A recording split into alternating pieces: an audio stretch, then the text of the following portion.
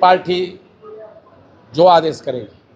Party कहेगी चुनाव लड़ना है तो मैं लड़ूंगा, पार्टी कहेगी चुनाव लड़ाना है तो मैं चुनाव लड़ाऊंगा, पार्टी कहेगी आपको देहरादून की किस सीट से लड़ना है मैं लड़ूंगा, पौड़ी के किस सीट से लड़ना है मैं लड़ूंगा।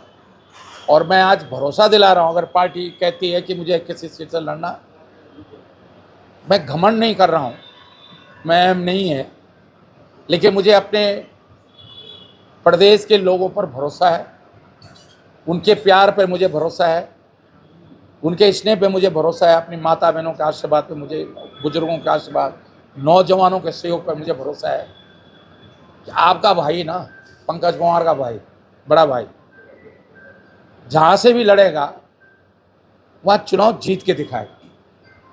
अगर पार्टी कहेगी तो मैं कभी टिकट मांगता नहीं हूँ, और ये कह देता हूँ भाई जहाँ आपको लगता है कि यहाँ लड़ा दो, मैं वहाँ लड़ता हूँ। और मैं 10-10 दिन में चुनाव जीता हूँ, ये घमंड नहीं है मेरे को। मैं रुद्रप्रयाग 10 दिन में चुनाव जीता, मैं लहसुन 10 दिन में चुनाव जीता, मैं कोटद्वार 10 दिन में चुनाव जीता। तो जितना भी मैं मतलब ये कहीं मुझे उत्तराखंड के लोगों का प्यार मिला है, कोई मुख्यमंत्री जोड़ तोड़ कर मुख्यमंत्री तो हो सकता है, लेकिन मैं आज कह रहा हूं उत्तराखंड का कितना ही बड़ा नेता है कोई,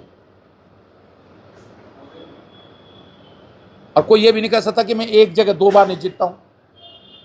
मैं पौड़ी भी 2 बार रहा हूं लगातार विधायक, मैं लहसुन भी 2 बार रहा हूं विधायक, और पहली बार मैं कम वोट से जीतता हूं, दूसरी बार में ज़्यादा वोट से जीतता हूं।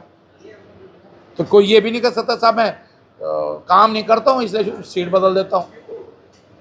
और कोई ये भी कह सकता है कि रुद्रप्रयाग मेरा जिला नहीं था, मैंने मेरा घर नहीं, कुछ नहीं, लहसुन बनाया था, लहसुन मेरा घर नहीं था, मैंने मला बदुलपुर नहीं देखा था, कभी तला बदुलपुर नहीं देखा था।